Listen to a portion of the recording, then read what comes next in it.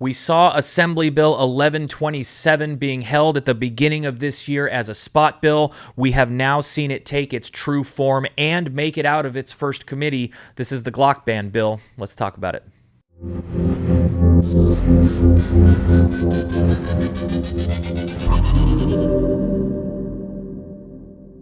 Hey everybody, welcome back to the channel today. That is right, we've got more movement through legislative committees on more bills that would be detrimental to the firearms community. Of course, I'm talking about Assembly Bill 1127. So to talk us through that today, I have brought back our legislative director. He's also the host of the Firing Line Radio. You can catch him every Saturday on AM 590, The Answer. That, of course, is Rick Travis. Rick, thanks for being with us today. Thank you for having me. Yeah, absolutely. And guys, I normally go through the legislative digest. I thought this would be a prime example, though, to really show what a holding bill or a spot bill might actually look like. We talked about these at the beginning of the legislature, and we're kind of seeing them come to fruition now. So, Jacob, if you could pull up the original text from the legislative digest for Assembly Bill 1127, it reads like this. Existing law defines a machine gun as any weapon that shoots, is designed to shoot, or can readily be restored to shoot automatically more than one shot without manual reloading by a single function of the trigger. Existing law prohibits, among other things, the conversion of a firearm into a machine gun. A violation of this prohibition is punishable as a felony. This bill would state the intent of the legislature to enact legislation regarding semi-automatic firearms that can be converted into semi-automatic firearms by a converter attachment. So that's what we saw at the beginning of the year. And now that we are getting through committees, some of these legislators are really finding the language and the way that they want these bills to turn out. It gets amended to this. So Jacob, if you can pull up the amended version of the bill, it reads like this. This bill would prohibit a licensed firearms dealer to sell, offer for sale, exchange, give, transfer, or deliver any semi-automatic machine gun convertible pistol except as specified. For these purposes, the bill would define machine gun convertible pistol as any semi-automatic pistol with a cruciform trigger bar that can be readily converted by hand or with common household tools into a machine gun by the installation or attachment of a pistol converter. As specified, the pistol converter as any device or instrument that, when installed in or attached or to the rear of the slide of a semi-automatic pistol, replaces the backplate and interferes with the trigger mechanism and thereby enables the pistol to shoot automatically more than one shot by a single function of the trigger. This bill would make a violation of these provisions punishable by a fine, a second violation punishable by a fine, and may result in a suspension or revocation of the dealer's license and removal from certain centralized lists maintained by the Department of Justice, and a third violation punishable as a misdemeanor that shall result in the revocation of a dealer's license and removal from certain centralized lists. This bill would expand the above definition of machine gun to include any machine gun convertible pistol equipped with a pistol converter and thus prohibit the manufacture, sale, possession, and transportation of a machine gun convertible pistol equipped with a pistol converter. Okay, so a lot of words there to say, I think, a couple of very specific things. Rick, what is the bill actually trying to say? I know that we've seen a lot of advertisement of this bill. It's just been called the Glock ban bill. Can you take all of these words and put it into a nice, concise way for us to understand?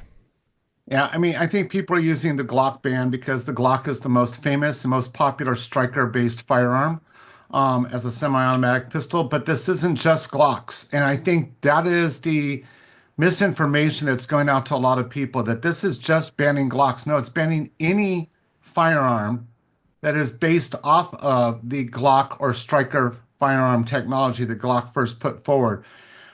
There's a couple of things that have to be noted. Number one, it is already illegal to put something like a Glock switch as one of the names on it, which enables a person to make a semi-automatic firearm, basically a submachine gun, a fully automatic firearm. We all know, Kevin, you know, we've all talked about this ad nauseum for years.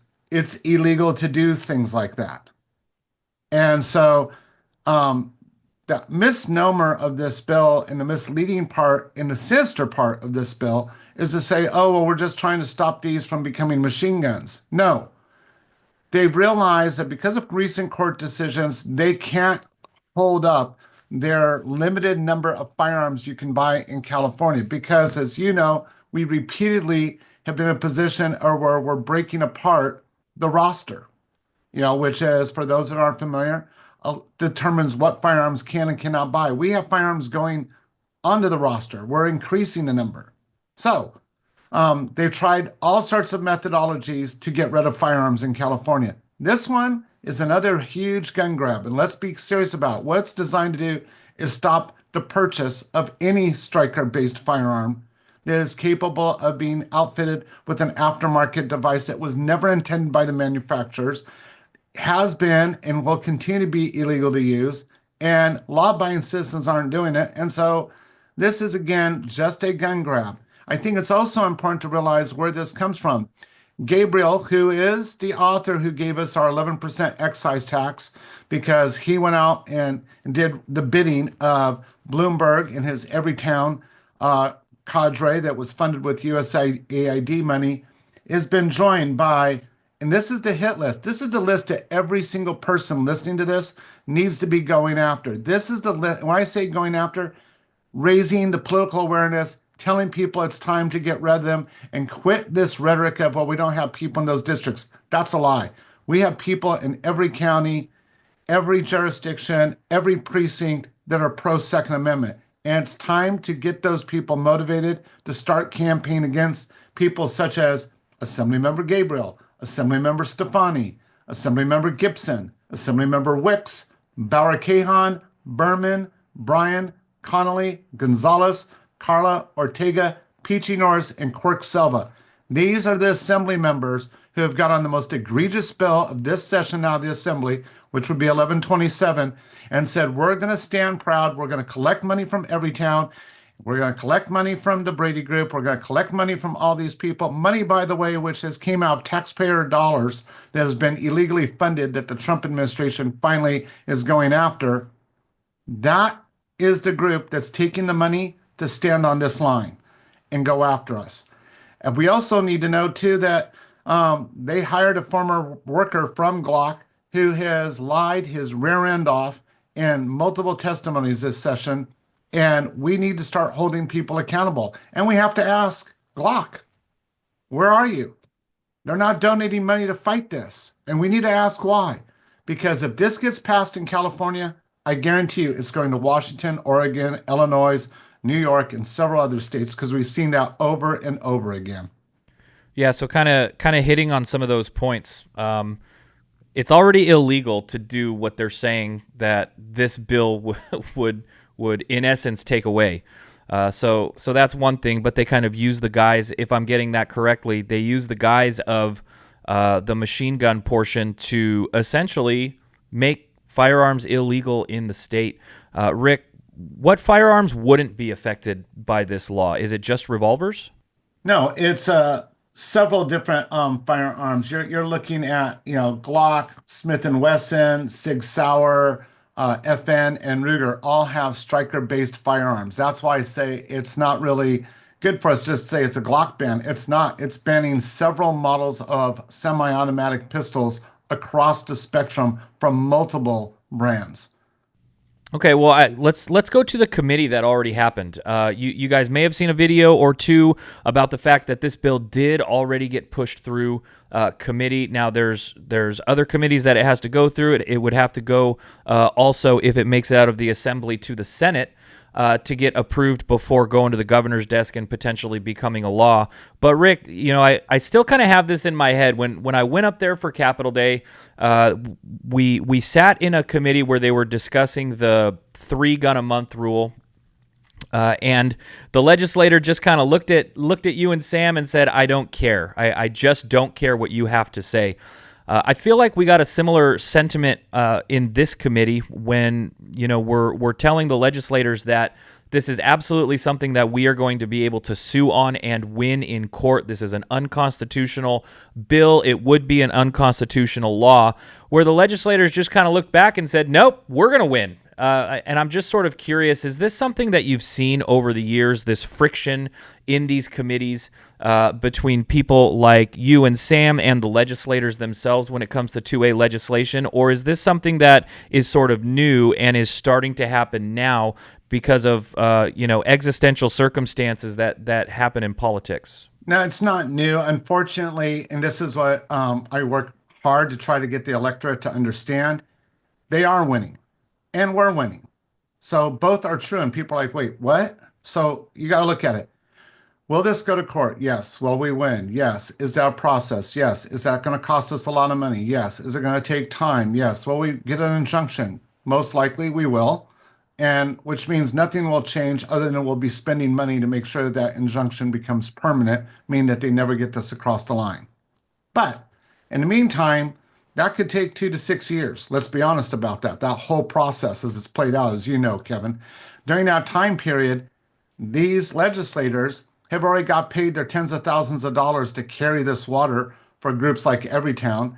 They've gotten all these accolades, all this support, all this press time, all these rewards to them to do this. So they've won. So they don't look as a loss because they don't have to pay the court fees. They don't have to go to court. They just get to put this garbage legislation forward and get paid to do it by multiple people, including our taxpayer dollars. And so to them, when we say that to them, they're like, well, that's fine. Like Berman's going, I'll be termed out by the time this thing hits the high courts. So I don't care. And that was his message. Well, I guess that's fair, and technically speaking, yeah, you can have victories along the way to its final destination. So that does make sense. So, it's always a bummer to see a committee vote through and say yes to something like this, but there is still a long road ahead for this bill. What's the path looking forward for 2A advocates in communicating with the legislature? How do you see this bill shaping out through Sacramento through the end of the year? Well, I think there's a couple of paths. There is definitely an ability to stop this bill. It's going to depend on the people listening to this video to do it. And here's what's going to happen. This bill will go to appropriations, which is where they decide to have the finances. Right there is the biggest joke this year because we are broke as a state. We are billions of dollars in debt. We have no money for any new programs. This will require significant money, a couple $1 million to make happen. But again, you're going to hear Berman, a co-author, going, we don't care, and they're going to pass it anyways because they're still spending money like they're not in debt. And so they're going to go ahead and push it forward in appropriations. People are going to say, why isn't Sam? Why isn't Rick? Why isn't the NRA? Why aren't other groups in appropriations? And here's the reason. Right now, the game they're playing in appropriations is they will vote on about 600 bills, over the next couple of days and couple of weeks, every time they vote. And then at 4 o'clock in the afternoon, we could come up and say, you shouldn't have done what you did earlier today. That has no impact. They've already done it. So this bill will effectively move to the Senate. In the Senate, it will go through public safety, judicial, kind of the same course. At each of those, we can stop it. But how do we stop it? We start putting pressure, not just on the people on the dais, but we have to start calling out all of these people in their districts. We have to call all the Republicans and the Democrats that aren't in favor of this bill. And we have to support them while telling the other people, do this, and we will vote you out of office. We will cost you money. And this is something that a lot of people don't understand, Kevin. A lot of people are like, well, Rick, they're in a really huge, they get 75% of the vote. We can't remove them out of office. No, I'm not going to tell you you could. But if you run a strong candidate and you raise $80,000 amongst lots of groups of people, you can drain your opponent of $1 million pretty quick. And now that person has to sit there and go, is the $10,000, $15,000 I got from Everytown, as an example, worth the $1 million I'm going to spend in an election? Most people don't like that equation, Kevin. And that's the kind of pressure we've got to put on. That's what it's going to take to stop this nonsense. So you gotta speak their language a little bit, and we certainly do have the power to do that. We have the power to change Sacramento through our vote. We also have the power to use the tools that CRPA provides to advocate on legislation. Guys, be sure to watch your emails. When the time comes, we'll probably do another video about it. I will have Jacob put the link to those campaigns in the description below because those campaigns, as Rick has attested in the past, and I'm sure will continue to do, they do continue to work, sending those emails, getting out on X, as well as making those phone calls, which we're very appreciative for. Speaking of appreciation, Rick, I know you're a busy guy. I want to thank you very much for coming on and sharing with us today. Thank you. Yeah, absolutely. And guys, if you like content like this and you want to see more, you want to make sure that more people get the message on the pinpoints of advocacy that can happen in the future for the Second Amendment in California. Please be sure to like, share, and subscribe to these videos. It really helps push these videos out as far as they can possibly go. The more that people that we can bring in, the more advocacy that can happen, the more that we can change and keep this ball rolling in the right direction. Thanks again, guys. We'll see you on the next one.